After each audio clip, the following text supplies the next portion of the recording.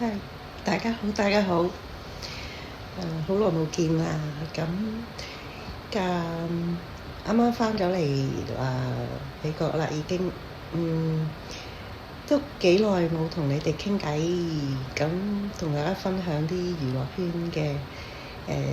新聞係想討論嘅。咁最近睇咗鄭中基出翻嚟啦。咁大家都知佢上年咪去咗戒酒嘅。咁完成完演唱會之後咧，就同個經理人有問題啦。加上佢有啲抑鬱，即係躁狂，同埋有酗酒啊嘛。咁係直情係太太就陪咗去美國嗰度做一個戒酒嘅療程，就今年已經翻嚟，即係有開工啦。喂，咁呢段新聞就係講佢即係翻嚟開工就瘦咗少少咁樣。即係其實咧，香港同台灣咧都有啲嘅服務嘅。咁但係都知道，譬如香港，譬如好似屯門醫院咧，即係你係要去如果真係酗酒呢啲好嚴重嗰啲咧，就係要轉係即係青山醫院。咁但係可能佢係公眾人物啦，你始終比較你又驚有啲人會報料，係咪？咁始終私隱度有少少危險係嘛？同埋又比較敏感咯。即係如果去美國咧，陣間會講嘅，因為我個朋友啱啱上年去過呢啲咁酗酒嘅問題都係咁。台灣都有嘅，咁但係又或者係可能又係怕嗰啲嗰個療程會唔會比較好啲咧？即係可能佢哋覺得美國嗰啲適合佢咧呢個情況。咁台灣都嗰啲咧就唔知會唔會咁耐啦嚇。都係有呢啲咁醫院啦，但係就好似唔係都係普通醫院嘅，就唔會話佢要你去着，好似香港咁樣轉介你精神科，即係屬於係一啲精神科嘅嘢。好啦，咁當時我本身有叫唱佢啲歌嘅，其實即係你都知佢係20年前已經係活躍於嗰啲歌壇。因為話說佢9月嘅時候咧，公佈話佢自己去美國。宣布佢有酗酒嘅問題，我覺得係好突然嘅。咁原來係咧，佢真係好嚴重啦。咁當然應該係好嚴重啦，咁先至覺得有咁嘅需要啦。點解咁樣咧？係一定要去到去咁遠咧？去美國咁長嘅10幾20個鐘飛機係咪？即係我舊年我個朋友咧，舊朋友咧，佢係去嘅情況係點樣咧？係即係手震啦，即係佢係嗰啲一日日要飲嗰啲啦。咁即係當然佢另一半就係當時係都有撳住嘅。咁但係你如果有酗酒嗰啲咧，你一行開你唔喺佢身邊，佢就偷走飲咁樣咯。咁成日飲啦，咁我都自己都見過嘅，即係佢當時我梗係未入去接受治療啦，咁見到佢冇得飲就囉囉攣咯，即係周圍行揾酒飲咁樣咧，即係好似揾到啲嘢咁樣嘅。但係佢當時有外人喺度，你當然嗰啲如果有呢啲，因為大人嚟㗎啦嘛，你梗係唔會話好暴露咗出嚟手震成嘛。咁但係譬如佢嘅身邊人，即係佢嘅另一半咧，咁就係話點解佢一定要堅持後尾要送去啲酗酒嘅即係療程咧？即係阿鄭中基去呢啲咧，就係佢夜晚手震啦，即係夜晚手震，同埋一飲醉酒咧就會即係成日都即係偏向會飲好爛醉咁樣啦，即係會或者係亂噏嘢嗰啲咁。但係咧，我嗰個 friend 嗰個 case 即係 mild 嘅，都唔係話太大，係唔係總之唔係打人咯啲即係唔係即係去打老婆咁，又唔係呢啲嘅，即係又唔係話吵鬧咁嗰啲啊。但係即係飲到爛醉，可能就係昏迷咁樣嗰啲啦。同埋係胡言亂語咁樣咯，或者飲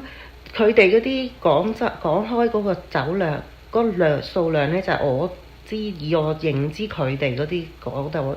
去咧，就係1日1支伏特加咯，可以飲，即係嗰啲真係有一個養成一個習慣啊，一日一支嘅嚇，咁我唔知有幾大支啊，呢個就唔太清楚㗎，因為有大有細啊，你都知飲酒，因為我都有飲開酒嘅嚇，但係我就唔飲呢啲黑力，我唔飲呢啲硬嘢嘅，我通常係飲紅啊咁樣咯，紅酒、白酒、香檳嗰啲。但係咧佢嗰個美國嗰個嘅戒酒嗰個療程係點樣嘅咧？咁佢當時佢嘅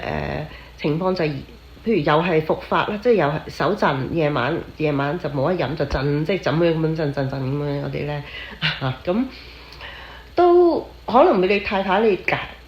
即係解釋唔到咧，已經好長時間係咁樣，咁佢我應承戒啦，但係我戒唔到啦，咁結果點咧？佢嘅太太忍唔住就打去啲求助熱線啦，咁美國嗰啲運作咧就係咁樣嘅，咁你打去求助熱線咧，佢咧就會有個人嚟送走你啦，即係帶你去嗰啲地方啦。咁戒酒嘅地方，咁佢點樣評估咧？就係首先就係其實佢即刻帶走你嘅，基本上係即係唔使你睇醫生，又唔使轉介，唔使咁煩嘅。即係你其實有個熱線咁打去咧，佢就有個車嚟接你，因為佢哋美國係驚你係會搞啲咩，即係搞大件事嘛。即係如果你唔去照顧呢單嘅案咧嘅 case 咧，佢可能飲醉咗做咗啲乜啊，咁即係有啲犯案啊，咁即係會引致有一個機會，所以佢就通常你一講佢好嚴重，你打佢話佢有老公乜乜乜啊咁啊，咁佢就即刻有個車嚟送你去啦，咁啊送你去評估你先啦，咁啊雖然就係、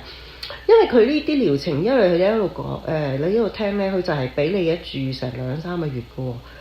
即係與世隔絕咁樣，咁所以佢知事前咧係點評估你咧？佢係會去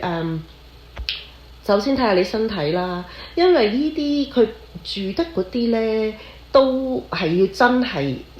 需要先至俾你去住嗰啲噶嘛，咁佢要評估你係咪真係有咁嘅需要啦？咁我嗰個 friend 咧，佢真係有咁嘅需要嘅，咁例如佢係如果你戒酒咧，其實有藥物輔助噶嘛，但係佢哋驗到個驗身報告就係話佢個肝咧已經係破壞到咧係唔可以食到藥噶啦，即係唔可以食到西藥噶啦，即係咁樣咯。咁佢如果係輔助咁當然好啲啦，係咪？你覺唔覺得輔助梗係你住都住唔使咁耐啦，因為我 friend 真係住足成2-3個月啊 end up 咁啊，佢係點樣咧？佢頭一個禮拜就俾你去一個中心嗰度暫時住嘅，嗰度就係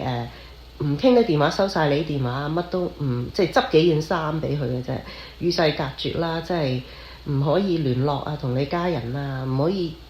工人冇可能聯絡你啦，直情即係你一定要同佢請假啦。美國嗰啲就係你身邊嘅人要同佢公司請假咁樣啦，美國係好接受咯，不過呢啲 case 就係當你係產假啫，咁啊出翻部分糧俾你嘅，只要因為呢啲機構係認可噶嘛，咁佢會去你要申報翻咧，就唔可以炒你嘅。你因為咁樣酗酒要入院，你要照舊即係出6份糧啊，叫做所謂FMLA 啊，我哋呢度叫當你即係總之產假嚟嘅，係事假嚟嘅。有錢俾出嘅事假添，咁啊好啦，咁啊呢個事少啦，咁但係家人當然係好擔心，因為就係個太太知咁樣 OK 啦，咁佢幾日個報告出咗你唔可以輔助嘅食藥，咁佢係一般一個係 standard 嘅，佢係入咗去嗰啲咧，事後就會轉介住1個禮拜評估啦，你係有需要嘅，你係嚴重嘅，你係一定要去。成個療程要去做晒嘅，咁佢就轉介另一間醫院，就係 New Jersey 嘅嗰度，係好似一間其實係酒店式嘅嘢嚟嘅。你係你會有同房啦，有可能因為佢嗰個雙人房啦，後尾有一個係好靚嘅環境嚟嘅，係有露台啊，成間酒店嘅服務咁樣嘅。咁但係問題係一直佢係冇聯絡嘅，你唔可以探佢。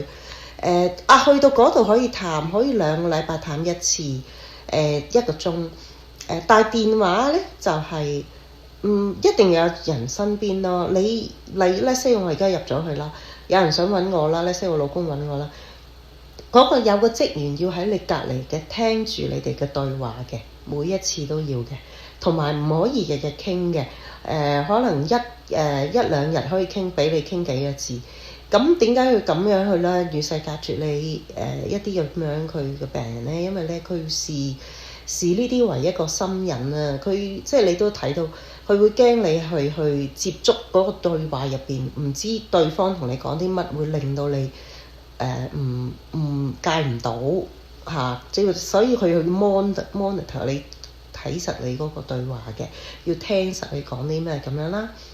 咁基本上係令到你嘅心癮冇有啦。咁佢嗰個療程係點咧？日日坐咗喺度啦，咁冇嘢做咁嘅嘢，坐喺度唔俾你用電話，唔俾你什麼都唔用得，咁都係即係好似住院咁樣，但係冇得即係基本上冇得探嘅住院，咪即係你要對住一班嗰個啲老師啲導師啊，咁全部都係坐咗喺度圍埋一齊，成日日日同你傾偈啦。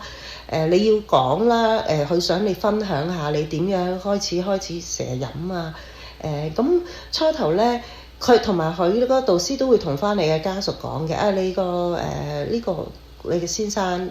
初頭唔肯講嘢喎，成個禮拜都唔講嘢喎，即係唔想分享喎，即係好怕醜或者係唔想講自己嘅故事。咁呢個佢即係佢會報告翻俾個家屬知咁樣咯，嗰幾日係發生咩事啊？即係或者如果有啲難搞啲嘅，更加應該會同佢報告翻嘅幾日後咁啊。咁呢個佢基本上係呢2個月嘅住院咧，2個零月咧，佢就係想佢就係令到你與世隔絕啦，同行為治療，即係佢會俾一啲活動你去做啊，玩啲運動啊，同你傾偈啊，distract 你，即係去分散你去做第二樣嘢，諗第二樣嘢，即係講除咗係輔導你，即係一啲好即係 standard 嘅比較係形式化嘅，當時梗係會講俾你聽，哎呀飲酒損害到你身體有幾唔好啊，即係當時要禍害都要解釋啦，或者俾教育你去睇，咁呢啲係定梗㗎啦。咁加上咧，佢哋會同你分享，即係希望你同佢傾下你哋人生你想做啲乜嘢啊，即係會講好多唔同嘅題目。咁咪呢日咁流長咁多個鐘頭係咪先？咁又2個幾月係咪？又冇電視睇，乜都冇㗎喎，即係所有傳媒嘅，即係又係冇任何嘅媒體係俾你去，只係淨化你嘅呢個 program 呢個2個幾月療程。咁住完之後咧，仲有服務㗎喎，一生㗎喎。因為佢哋係有啲個案好多係又飲翻嘅，即係佢哋先，即係個老師就解釋，你哋一定要之後都要再去，就點咧？出翻嚟啦，2個幾月啦，咁冇唔使再住嗰度啦，你正常翻工啦係咪？咁你日日咧就佢有個紐約就即係有啲聯繫嘅中心嘅，就係做一啲又係傾偈嘅。咁一坡頭就好密㗎喎，要你哋去1個禮拜去3日，1個禮拜去3日，每一個咧就去2個鐘㗎喎，每次又係坐咗喺度要圍起咁樣傾啊，又係一啲叫 counseling 啦，又要去跟進㗎啦呢啲。1個禮拜3日，就大概係睇下你進步成點，睇下你聽下。咁如果佢哋會 one to one 去，然後去評估下你究竟需唔需要繼續去咁密咧？就1、2月後咧，我朋友已經唔使去咁密啦，係變咗1個禮拜去1次咁樣咯，就係2個幾鐘咁樣啦。咁樣會咁樣去視乎每個人嘅個案嘅。咁原因就係即係話頭先即係都提及佢哋有啲係入翻去，有啲1-2年之後再入去嘅都戒唔到嘛，又係俾人哋即係 report 你又有酗酒問題啦。咁當然就又入翻去，咁所以佢好驚呢啲情況咧就會再發生啊嘛。佢盡量想去跟緊啲咁樣，佢係俾你一世咁樣去咯。佢就係佢嗰個中心嘅宗旨就係想你鼓勵你係以後都去1個禮拜都要去1次。即係即使你已經冇飲酒啦，因為我 friend 已經冇飲酒啦嘛，年幾前，因為去完之後咁。但係佢堅持，佢哋鼓勵你一個禮拜去一次咁樣咯。咁但係如果佢唔去，可能如果你真係停咗唔去咧，你或者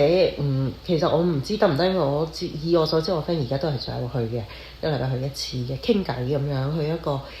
同佢哋去俾佢哋嘅 counsel 咁樣啦，即係一個 routine 嘅活動。其實佢都係因為佢想跟進，再了解下你究竟係咪即係需唔需要再即係有冇心癮啊，有冇性啊，係咪已經完全唔飲啊嗰啲咁樣。咁咁出到嚟咧，而嗰間嘢嘅服務咧，佢亦都會建議啲家人都唔係去面前飲嘅，即係即使你飲，你都係彈開飲咯，即係唔好喺阿鄭中基面前飲咯，即係令到佢，因為佢有一個佢希望最後幫到個病人就係話你身邊嗰啲人就唔好飲咁樣咯，即係。咁但係後期咧，以我所知咧，我 friend 都同我都照飲，都冇理到佢老公喺度喺隔離，我哋都有即係知道佢。但係因為如果你個克服到咧，其實都我諗佢後尾都慣咗啦嚇。咁我哋都幾衰咁啊嚇咁而家我諗翻咧，即係即係覺得我希望即係鄭中基咧就冇嘢啦，完全而家康復啦，冇需要啦，同埋佢如果去美國可能都係見下或者係咪抑鬱嗰啲係咪？佢有少少病係嘛？咁因為已經冇晒事㗎啦，而家樣嘢都醫得好㗎，所以我哋要積極啲啊！OK，加油！今日係講住咁多先啦，拜拜。